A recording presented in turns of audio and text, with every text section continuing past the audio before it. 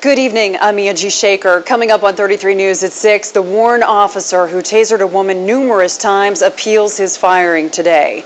The 2008 budget for Warren is looking pretty lean, but officials say they have a plan to keep drawing business downtown.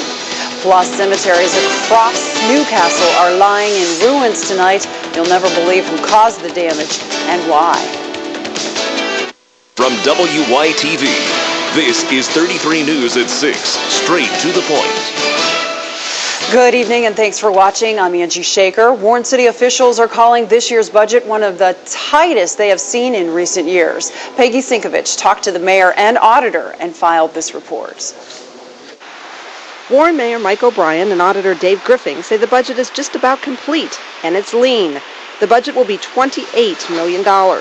Department heads had requested nearly $38 million, which means the auditor had to cut just about $10 million. Well, when we got the budget requests from all the departments, there was $9.6 million that I had to cut out from their request from what I have certified as revenue. So that was the most in the 24 years that I've been doing this that it's ever been. This year's lean budget means the city will have enough to hire 3 additional police officers, but will not have enough money to fix the roof at the operations building.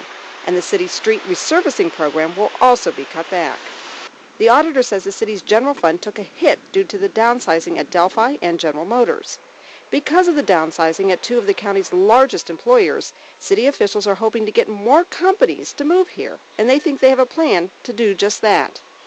City administrators are hoping to launch an incentive program that will lure new businesses to the downtown area. In the next few council meetings, we'll be implementing or introducing the sewer discount, that would be the water pollution discount, the building permit discount, and the water discount. All those would be incentives for downtown businesses. The mayor said he is hoping improvements to the downtown area, like this ice rink and the free Wi-Fi service in Courthouse Square, will also help sell the downtown area to businesses. In Warren, Peggy Sinkovich, 33 News. Warren City Council is expected to begin discussing the budget during Tuesday's Finance Committee meeting. The police officer who grabbed national headlines for tasering a woman numerous times during her arrest is appealing his firing. Police officer Richard Kovach filed his written appeal this morning with the city of Warren. According to the appeal, Kovach's attorney, Randy Weltman, contends that Safety Service Director Doug Franklin does not have the authority to increase the disciplinary penalty. Franklin fired Kovach last week after Kovach appealed a 10-day suspension. The police chief suspended Kovach for what he felt was an illegal search of Tim Brown II's car. And another Warren police officer finds himself in trouble tonight. An internal investigation states that Detective Sergeant David Hudak violated the police department's code of professional conduct by being disrespectful to other police officers. According to the investigation, the violation took place on October 21st when Hudak's girlfriend was arrested on a warrant by a Liberty Township police officer. The Liberty officer said Hudak took off his shirt and wanted to fight him. Hudak wrote a statement to Internal Affairs saying he regrets allowing his emotions to control his mouth, but also felt the Liberty officer was confrontational and disrespectful towards him. A man involved in a robbery that affected dozens of Valley businesses has pleaded guilty to numerous charges. Aaron Toole is charged with 15 counts of breaking and entering and 1 charge of receiving stolen property. He will be sentenced in about a month and faces up to 16 years behind bars. Toole and 2 others were arrested in November by the Ohio Organized Crime Investigations Commission. The commission believes the 3 men are at least partly responsible for about 30 burglaries in Mahoning, Trumbull, and Columbiana counties.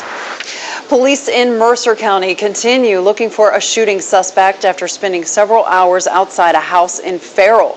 Southwest Regional officers received a tip that Anthony Scott was holed up inside a house on Fruit Street. After evacuating several neighboring homes, authorities called in the county's critical incident response team. Despite having the house surrounded for close to 3 hours, the search turned up nothing. 2 people are behind bars in Newcastle for defacing hundreds of veterans' grave sites. 23-year-old Matthew Russick and 22-year-old Jessica Gustitis are charged with theft and criminal mischief. Police say the couple stole brass rods and markers from at least 80 veterans' graves at 4 Newcastle area cemeteries. It is believed the thieves intended to sell the metal pieces to buy drugs. These are brass grave markers that have what war the veterans were involved with on them, and those markers were removed and taken in for scrap. Police say the thieves did at least $14,000 in damage across the cemeteries. The Lawrence County Department of Veterans Affairs says it will help replace the broken or stolen markers, but that money will have to come out of the county budget. An effort is underway to tackle the growing problem of violence. The Tri-County Family Violence Prevention Coalition hosted a seminar this morning at the Holiday Inn in Boardman. The hope is to eliminate violence in the home by educating people in the workplace. In the last 3 years, nearly 60 area businesses have participated in this type of training. There is also a call to men, inviting them to become more involved in preventing violence. We've trained about 2,500 employees in about 58 workplaces thus far, and I would have to say that there was increased awareness that came about just from those trainings, and I think it also draws attention to the fact that we should be there more than once. About 60 people were on hand for today's seminar. And still to come on 33 News at 6, it's the start of a new journey for Youngstown Television. 2 of the Valley stations, TV stations, WYTV and WKBN, merge together. We'll take you behind the scenes and show you what the viewers can expect. Looking for a reason to start spring cleaning early? Coming up, we'll show you a local organization that will gladly take your unwanted clothes. And it's beginning to look a lot like Christmas in Howland with trees and wreaths galore. Find out how you can win some new holiday decorations.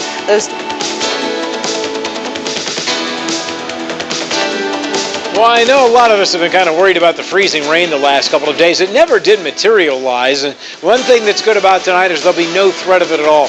No precipitation whatsoever. We're looking at cloudy skies tonight and through the morning hours tomorrow. There will be rain before the day is over tomorrow, but most likely in the afternoon. We're looking at temperatures all the way to 45 degrees. It's pretty warm given to what we've had lately. More of 33 News at 6. Coming up right after this.